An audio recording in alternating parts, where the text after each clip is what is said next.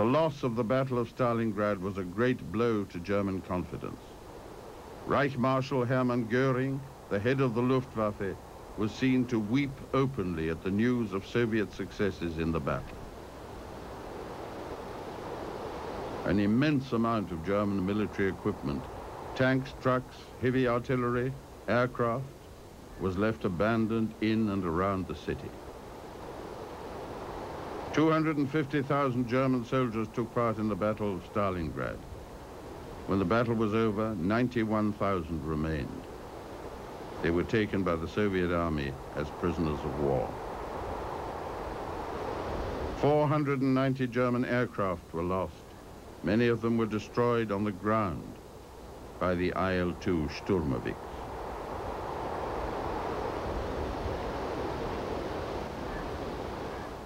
For Hitler and Göring, Stalingrad was a worrying sign of Soviet recovery.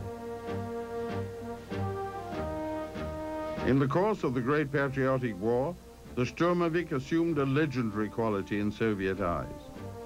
This battle mural in the Monino Air Force Museum outside Moscow presents an idealized view of the role of the Sturmovik against the Germans and German response to its firepower.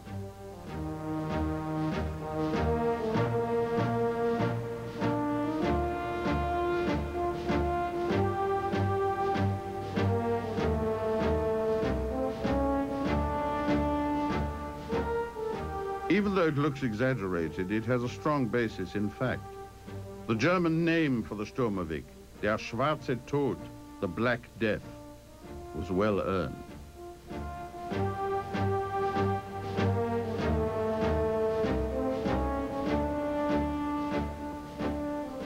At Kursk, in the summer of 1943, Hitler introduced his new Tiger and Panther tanks into the war.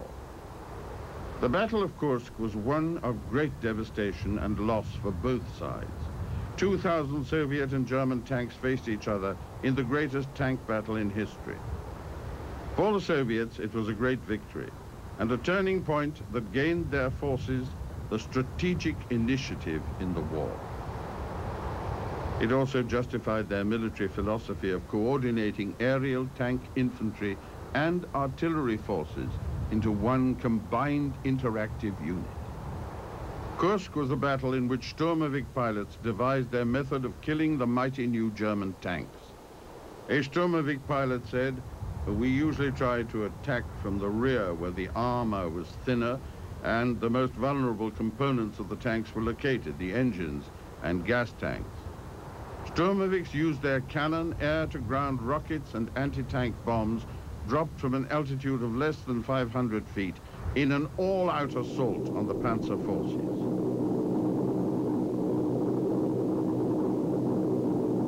If the German Panzer forces were concentrated in combat formations, the Sturmoviks attacked them in groups of 8 to 10 aircraft using what they called the Circle of Death formation. If the tanks were arranged in columns, the Sturmoviks came straight in behind them or used S-turns. In either case, the results on the ground could be devastating.